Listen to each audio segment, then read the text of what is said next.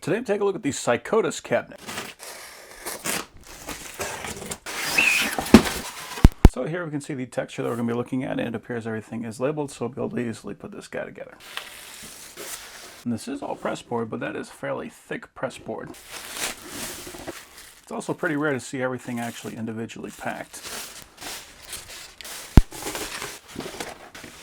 So these are the front doors. I love that little wave pattern we got in here.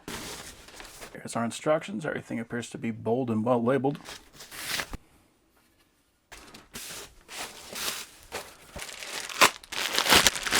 And here is our hardware. So we're going to start out with the corner number 6, and we're going to use parts A and C.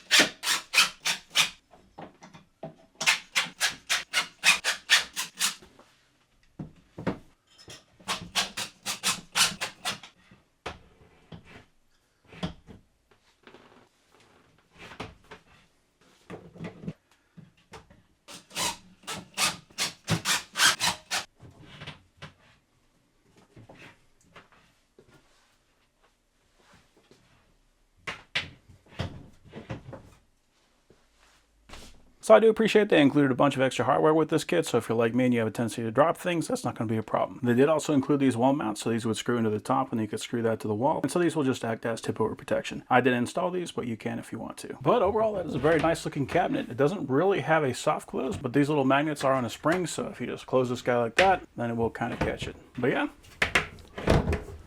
that is a very good looking cabinet.